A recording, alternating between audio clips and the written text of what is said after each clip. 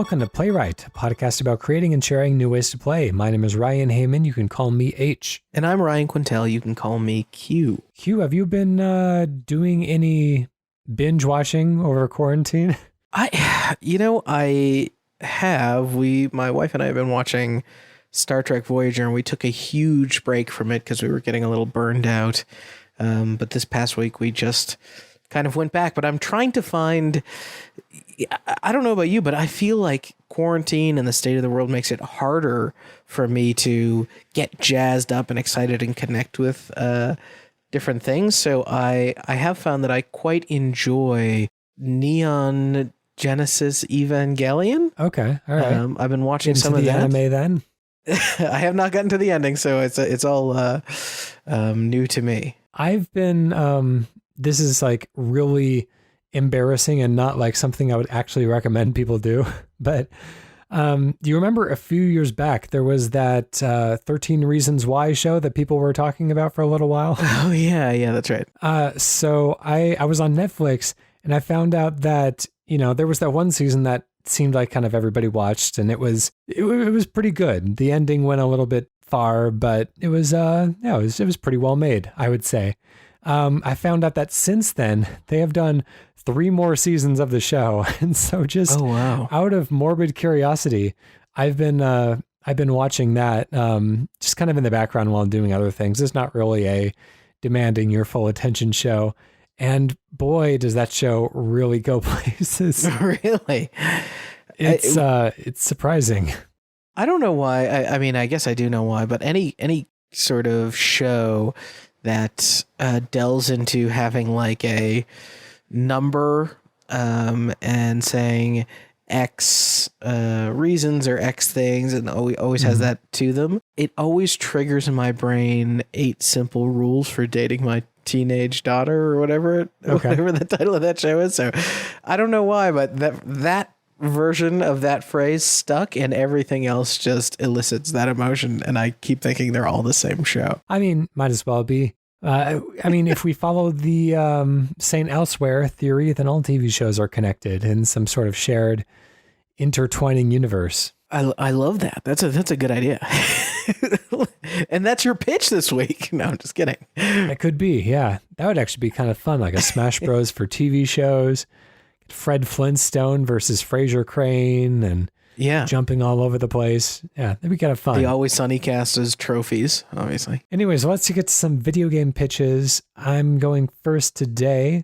So what I came up with is a kind of a musical game where you're given different types of instruments, and you're presented with them quickly, and you only have a few seconds to come up with a short kind of a loop of music. You create kind of small loops with various instruments in kind of WarioWare-like segments. So basically it presents it to you, you do some sort of like interaction with it. Like you can, we can discuss this during the process of actually workshopping this, but eventually in the end, it kind of compiles 5 or 6 of these rounds together into a song, and then it kind of judges you based on how good the song ended up being. So I'm going to start the clock there. Well, this is kind of real-time editorial, but I have to say that it's finally happened. We've both brought a music game on the same week. If we haven't done this before, genre. Nothing wrong with that. Yeah, and I'm almost wondering if we should leverage an opportunity to fuse 2 pitches together, but we'll see how this kind of goes.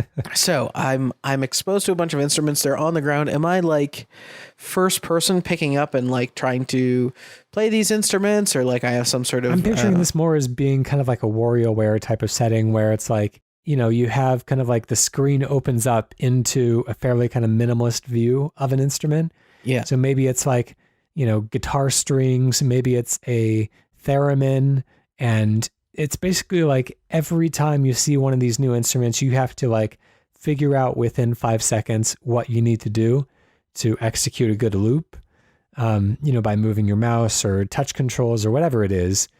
And so basically whatever you do during those 5 seconds is the loop. And so you're always trying to create interesting music. I don't know. Maybe it begins recording after you spend a little bit of time experimenting. I'm not sure, because I don't want it to just be like random chance, essentially. Like maybe you should have a little bit of time to kind of figure out what the different notes are, whether it's tuned to major and minor key, that kind of thing. But I was just thinking like how fun it would be to be kind of like put in front of a theremin and have to figure out like how to play the notes you want. Maybe you hear the parts you've already recorded in the background while you are recording this next bit, or maybe you just kind of have to keep it in your brain. One of the things I'm wondering about is like for Wario, where you're served up a mini game and usually there's only like one or two very fast inputs.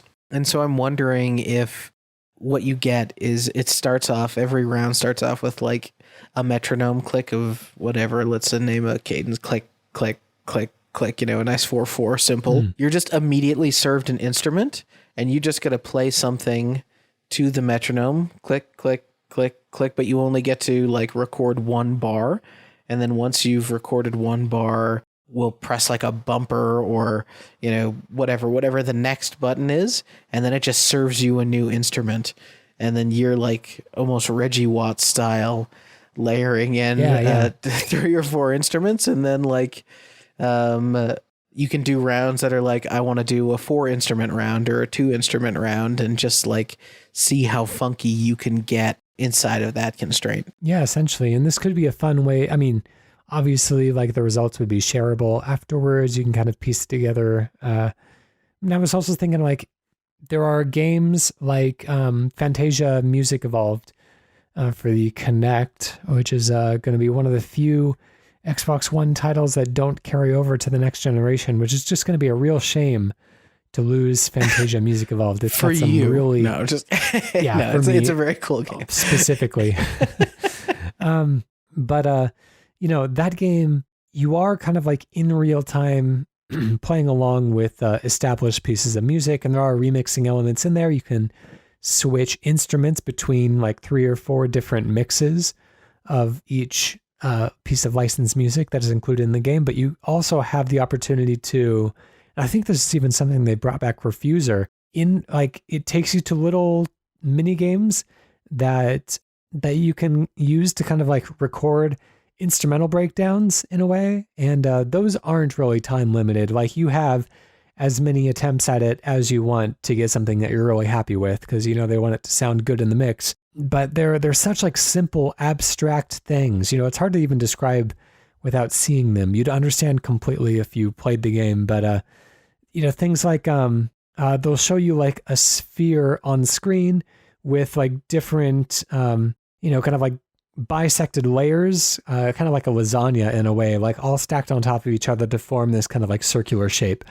And based on like where you hold your, because it's a Kinect game, it's motion tracking you, it'll play like a note to that, like on that pitch.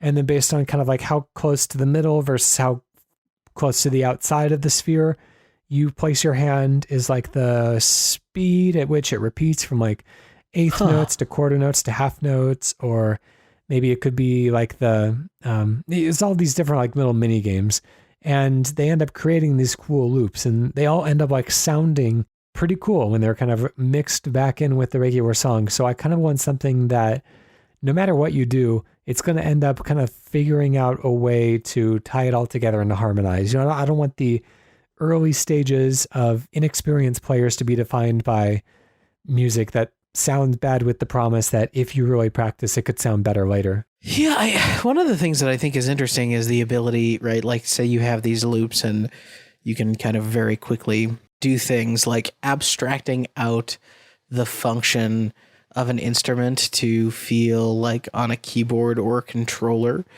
right? So the in the scenario of the keyboard, I can imagine a saxophone like asks you almost to like turn your keyboard sideways or something and like hammer out a few buttons in a row, and that's how you control it. Or imagine your controller holding your DualShock or your Xbox controller almost sideways in the palm of your hand, and just using the two like bumpers are the only things you get as like controls there. And you can do all these sort of smart things that stuff like synthesizers and different games have done, which is like the song can be set in a key and it'll just sort of play different notes and stuff that are within that key, and you're determining the rhythm and the cadence therein. But I love the idea of like a guitar just feeling like, you know, grabbing a right joystick and strumming up and down, and the left joystick controls like the sliding the neck of the guitar, if you will. Yeah, one of the things that I've always I get in my head way too often instruments that I want to be able to play well,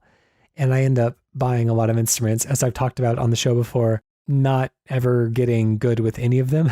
I feel that. But yeah, one of the instruments that I would like to learn is I've always really loved the sound of steel guitars with the kind of like, I don't know what they call it, the slide, not a slide pick, but you kind of like that have like this plastic metal thing bar you put over your finger, and yeah.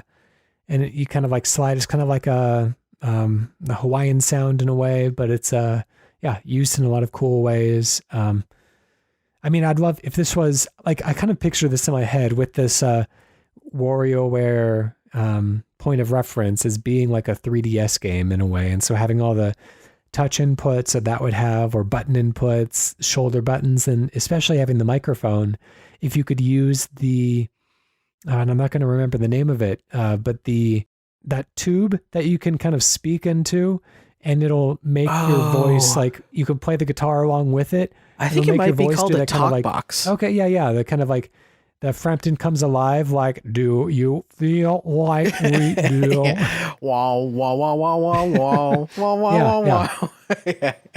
Yeah, that's really cool. And finally, like a good use of, I feel like games used to, especially music games, used to have so much more fun with like, hey, we have these headsets that can plug into the controllers. And this was back in the like 360 PS3 days. And, you know, the headsets people are buying now, and headset culture has moved so far that we've got so much better audio strapped to our faces while we're using these games. So even, you know, there's great old sort of keyboards and synthesizers of the past and different instruments where you will blow in them to sort of power them. So you could get some very WarioWare like interactions there. So we don't have much time left. Let's just throw one more wrinkle in there while we have a few seconds remaining. Here's one for you. What if what if you can plug in a second controller to access more functions on each instrument?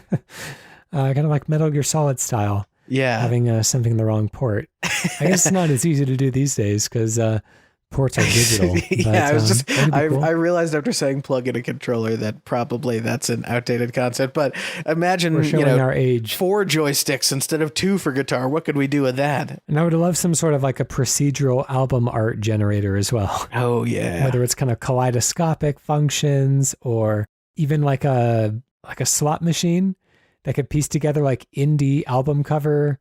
It'll take like a random photograph of lawn furniture and apply like a random Instagram filter to it. And, you know, it's like, this is your indie rock album, you know, enjoy. But anyways, that's enough time on that. Let's close it down. Let's give it a name. I think Where, I mean, we could get Where in the title somewhere. Yeah. How about, what about like Do Re Mi, but the me is like me, the person, and it's capitalized and has 3 exclamation marks after it with like little stars instead of dots at the bottom. Doesn't that sound like something that would kind of come out on the 3DS? It's like a third-party software. Yeah. I thought you were going to go for Do Re Mi MII. I mean, that could work as well. Have the little me creatures. Not creatures, they're little people, right? I mean, they end up creature-like. You could make Elf with a me, and Elf's I have a pretty good Akbar in there, Admiral Akbar.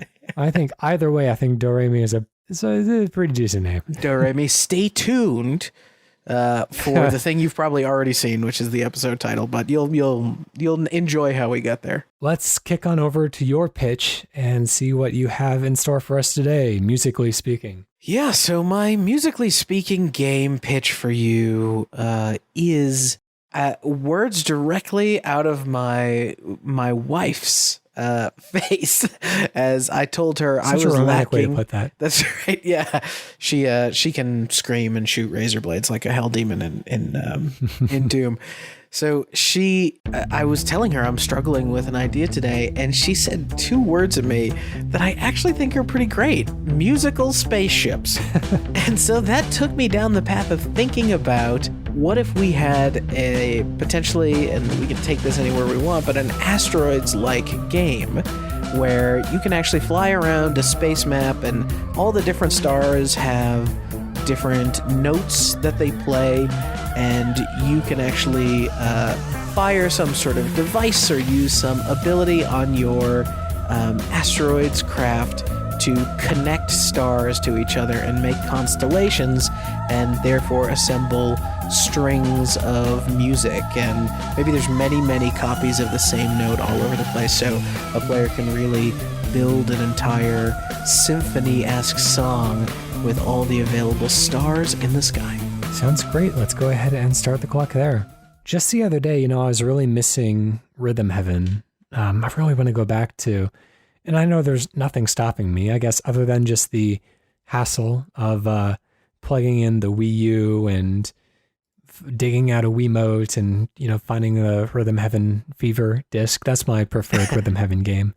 There's the one on 3DS, which I guess would be a little bit more convenient, but anyways, I really admired how that game can find such mundane situations and, make them musical in a way. And so is that kind of what you're thinking about? Like kind of setting these little musical moments in space, or are you thinking about something that's more kind of like deeply intertwined with a more kind of like core focused experience on space exploration? Because this is another thing that I would really love as well, kind of like a musical No Man's Sky in a way of, actually doing like real exploring in a contiguous universe that is all just kind of like ruled by a prevailing logic of music. That's interesting. I didn't even sort of think about that, but where I was headed was more, imagine, and you could even randomly generate the map, and let's go into maybe a No Man's Sky-ish direction, but it's a 2D plane. You're able to sort of, as you fly over the stars on the map, you kind of hear the tone that they produce, and you maybe imagine there's sort of a button dedicated to this like Starlink sort of feature, and as you hold down the Starlink and drive to another star on this plane, you're linking those notes together. Maybe there's even, in this scenario, multiple ways to link notes together, so you're finding out if they're going to play together to kind of form chords, or if they're going to play in sequential order. So you have these different types of links, and then maybe there's, imagine a rhythm style like bar or something that's keeping pace or keeping a beat, and it controls sort of the speed that these notes get played when they're played in sequential order. And I can imagine having all sorts of different, or even unlocking different types of star linking tools, so that you can do things like sliding from one note to another, arpeggiating between different sets of notes, and maybe even toggling different modes, so you can say that this is going to be whole note, half note, that sort of thing. Another game that I've gone back to recently, might have even mentioned this in last week's show, is Mini Metro. The great game about kind of creating a subway system throughout several cities. And basically it's, these kind of stations pop up. It's kind of sporadically people start appearing at the stations and want to go to different stations of different shapes. And so you have to draw the subway lines to link them and connect them. So these people can go to the stations that they want to get to. And eventually it ends up becoming a lot more complicated as different shapes of stations end up opening, and you have to find ways to link them to the existing lines and not let any one station back up with too many customers at once. It becomes quite a bit to manage, especially when you're working with somewhat limited resources. But one of the things that I love that. I love mini motorways even more. And they do kind of have a certain musicality about them. People popping up at the different stations or buildings being constructed. Like everything has kind of a musical sound, tone associated with it. And I was wondering if maybe this could be a game about kind of managing interstellar travel, like a Mass Effect kind of way. You install these like mass relays that enable this kind of like faster than light movement between systems, and you have to basically kind of create these links between clusters or galaxies or whatever it is, and spaceships will kind of dart back and forth and make little musical notes as they go, and you kind of build a song as you go, but there would be other elements that you would have to manage as well. So like the economy of these different planets, or maybe there's disagreements between them and you want to slow them down so they're not sending munitions back and forth, or I don't know. Maybe this is taking it in an entirely different direction, but I just I got a really strong Mass Effect meets Mini Metro idea in my head. What if one of the things that is true is that stars will sort of maybe only hint at the note as they play as you go over them, or you have to hold down a button when you're on top of a star or have some sort of like scanner engaged when you're sort of flying over these notes. But then you add on a layer a little bit like in the vein of what you're talking about. There's almost like not a free play, but there's like a playback mode. And when somebody is playing, quote unquote, their song that they construct, they are sort of leveraging the speed of the ship and the feeling of like flying into these paths. And when you fly into one of the constellations you have created to create these notes and these sequences, you almost get locked into them. So you become a little bit on rails, almost a Thumper style kind of locked in, but then otherwise you're free floating. And I could even see pulling this back to a No Man's Sky or even a Star Fox-esque sort of perspective. Oh, you know what? Since we're talking about other games, and this might just be me resetting every 2 minutes of a conversation, so we absolutely get nowhere. We're entitled. But I did want to mention a really, really cool game that I've played recently called Aero, which is AAERO. It's available on just about every platform right now. And it usually goes down in price, like super inexpensive, definitely worth the money, but it's a super cool rhythm game that puts you kind of behind a ship flying into the screen. So it feels a lot like a Star Fox as you're controlling it. And there are different tasks that you have to complete as the ship. That's a dumb way of putting it. There are combat sections, and then there are more kind of like on-rail sections in a way, where you'll kind of swap between doing kind of lock-on based shooting. So like you would see in a Res or in a Mega Boost or something like that. And then it'll take you through these segments, usually in a tunnel or something like that, where there will be kind of a rail that matches like what an instrument in the music is doing.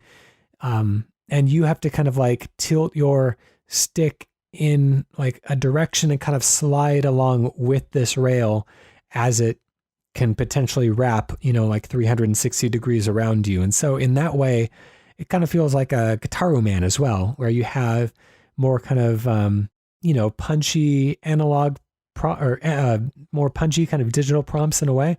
And then these like really kind of like loose analog sections in between to really kind of like keep you on your toes and engage with the music. So I didn't want to just put musical Star Fox out there without mentioning that this is a thing that people can play right now, and it's super cool. Fair enough. I mean, you bring in Mizuguchi to this whole thing, and I'm sold.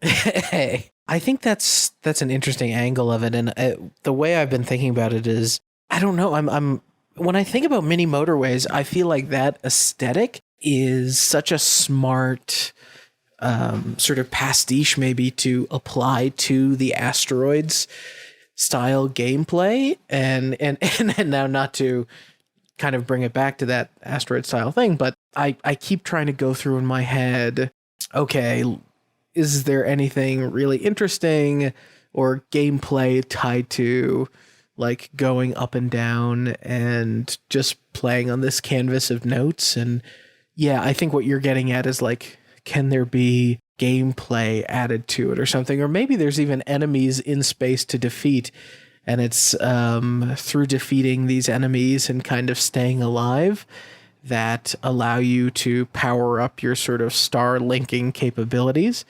And I don't want to lead us to calling this thing Starlink, because there is a Starlink and we'd have to figure out something else. But like you have to kind of build up your meter, and as you expel the energy that you're earning from destroying enemy ships, that actually dictates how long or distant you can draw these Starlinks. All right, let's close it down. Let's come up with a name. Again, sorry to constantly distract from what we were building upon. It's okay. Let's see if we can use Starlink as some sort of a starting point. Anyways, what are some good musical words? Chord. I like bars, refrain. Ooh, what do you think of like coda? Like that sound, that's both like a musical term and it's very much a video game term. Let's see if we can find like a good sci-fi twist to it. I feel like you could do the whole Sega and just do like coda, legends, EX, star, beta, omega symbol. Or Coda the Barbarian. Coda the Barbarian. Coda-stroyer. One of my favorite musical terms is just attaching a sharper, having a sharper flat symbol on a note is called an accidental. Okay. I don't know if I would see the word accidental in a title and think, oh, that must be music. Yeah, no, it's probably, actually, it feels like it would be a have we used the term treble clef before? Is that a previous name that we've attached to a pitch? It must be by now, right? Treble clef? Is that what you said? Yeah.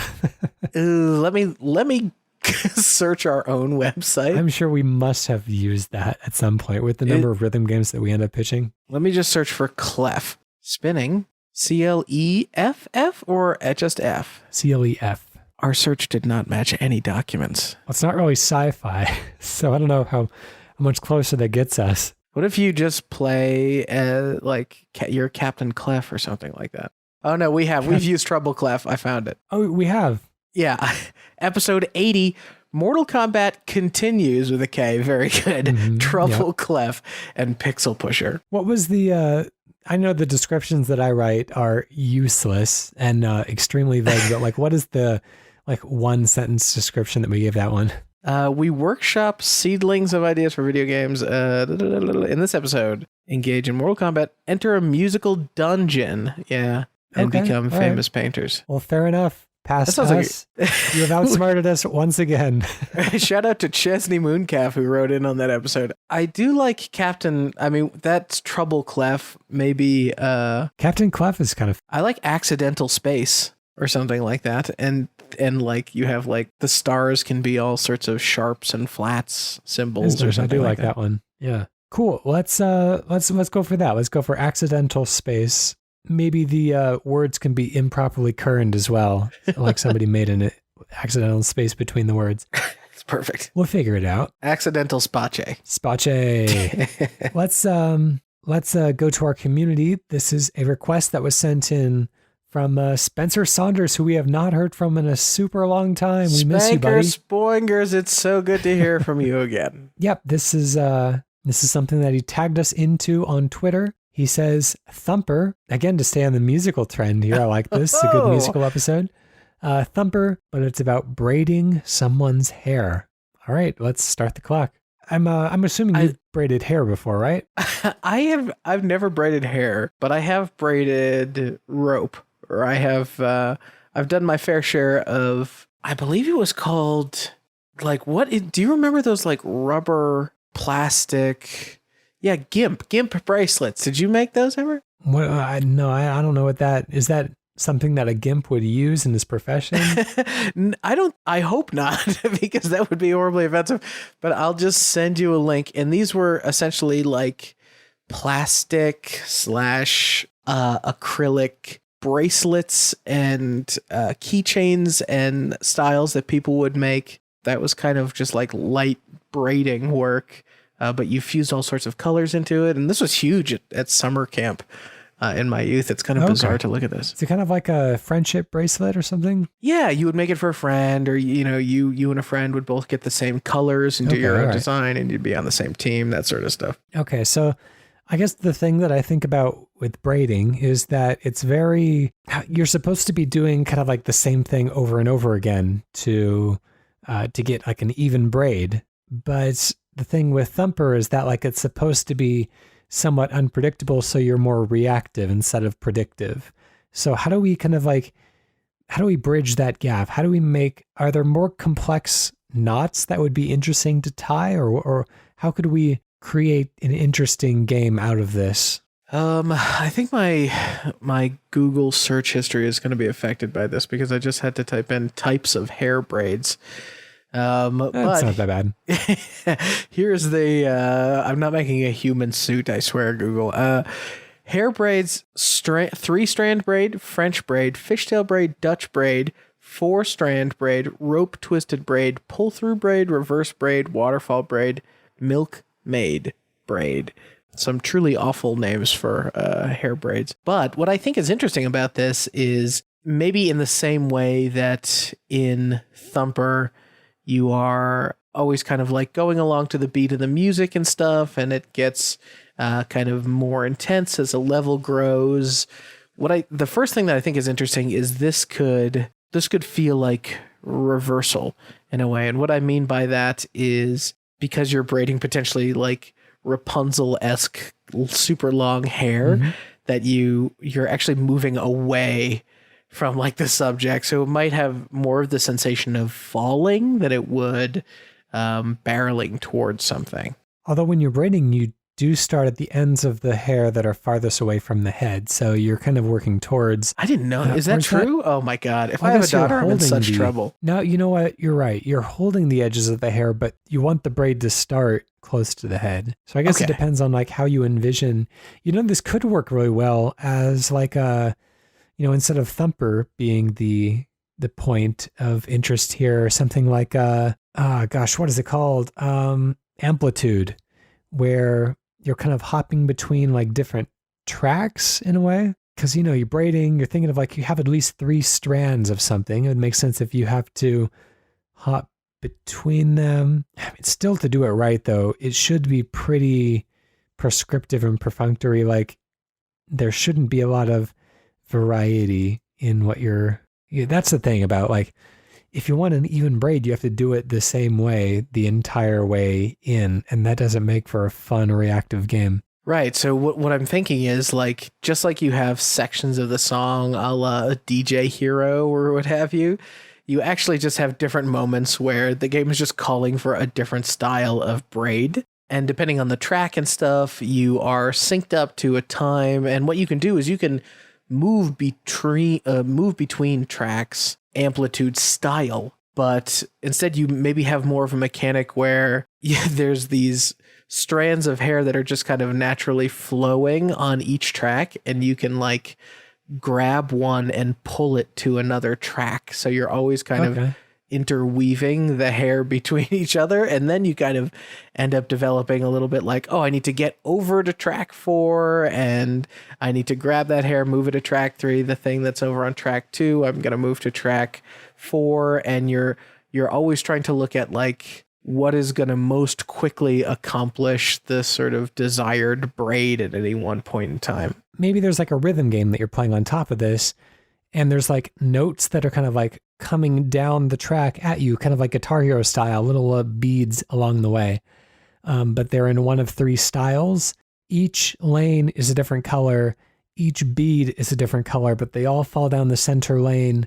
To hit that color bead, you have to like pull over that color of track onto this kind of center lane. And so you're always kind of swapping which track is where among the 3. And then maybe more as you go into higher difficulties. And so you're kind of braiding as you go, but it's all kind of in service of this this rhythm game that you're playing. I like the idea, especially if you like take that concept and then you show like along the right or left hand side of the screen, maybe it's both if you have multiplayer, like the desired like bead alignment of all these braids, and you see like these beautiful patterns or whatever, and then at the end of each level, heck, why not, like, let's just have this like anime character compliment you on what a lovely braid that they just received. So you make this the true that cutesy anime aesthetic that can be really bright and fun. And then just kind of however you did during the level, this character ends up wearing it out of the salon or whatever the setting for this game is, the central conceit within the fiction.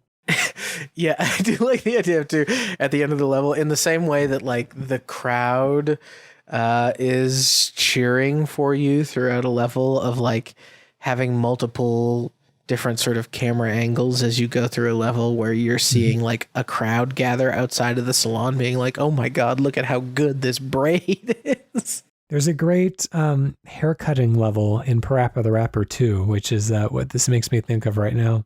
Let's see, is there anything else we want to add to this? I do like, if each of these tracks is a different color, then we can kind of see, as this character kind of leaves the salon, the chain of colors that goes down this long strand of hair that we've been braiding this entire time. Kind of like in Audio Surf, how afterwards you can like take a look at the like 3D projection of the entire course that you just rode down, and you can see the shallow spots where the music was really calm, and then the steep spots where the music was more intense. I was actually going to pitch something kind of similar to that, in terms of like, if you detached the idea of this being a rhythm game, having a game that almost felt like that most recent entry in the Geometry Wars series, or a Mario Galaxy like thing, where you are a vehicle or character that is navigating a big human head, and you are able to just grab strands of hair from anywhere very systemically and run kind of all the way around and move things. Like, you can do a lot of because not every braid is just like coming straight out the back. Some of them wrap around the head, and some of them all have all these different looks. So I think you could potentially have a more interesting game just by having like, I can explore 3D space as something the size of like a large bug on a human head, even though that's kind of a crazy thought to say out loud. I think we're just about out of time. We've ended on a good cliffhanger of a bug on a head. But if people have more ideas about this or anything that we've ever pitched on the show, then please do write in. Every episode on our website at playwrightcast.com accepts comments. So we're interested to hear what more you have to say about any of these ideas. We'd love to keep the conversation going even after the recording is entirely finished. So let's give it a name. Braid. We did it. Oh gosh, we could play off of these successive bug snacks and do like BugLox with an X on the end. BugLox, dude. Like, are we talking about like smoked salmon on a bagel? We're not in food anymore, right? LOX. You're talking about LOCKS, correct? Right, but like in a bug snacks kind of way. I got that X from Bug Snacks in my head, so I was thinking BugLox with an X. Yeah, BugLox. Ooh. Talking about BugLox. Thank you very much, Spencer Saunders, a true all-star of the playwright space. Anyways, if you have a game that you would like to submit for review and for workshopping, then please do so by emailing us playwrightcast@gmail.com. You can go to our website at playwrightcast.com/pitch, or you can tweet us at playwrightcast. Special thank you to PROTODOME for the use of our theme song, Hello World, off the album Blue Noise. If you get a chance, go listen to PROTODOME's latest album. I think it's, what is it called? 16... It's a Super Chip Funk. Super Chip Funk. There's a Sega Genesis track on it that is pretty damn good.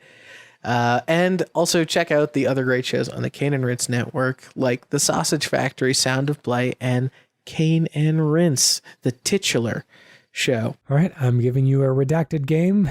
We are starting off with Bugsnax. Developed specifically for Redacted. Redacted is the only game to offer a true-to-life level of immersion in the Redacted universe, where, as officers of the Redacted, every action and decision you make together will determine the fate of your Redacted and crew. Hold on. I have a bold guess out the gate, and I'm almost afraid to just cold guess, but here we go. Hey, nothing wrong with that. Star Trek Bridge Crew. I had a feeling you would end up getting this one pretty quickly, so good job. All right. Well, I mean, it's developed for a specialty thing, and so I went VR as the guess, and then Officers of the was actually, you probably couldn't know that that's a tell, because it's almost always referred to Officers of the Federation, I assume. Okay. Yep, Officers of the Federation, yes. Fantastic. Yeah, baby. This will be our shortest episode in a long time.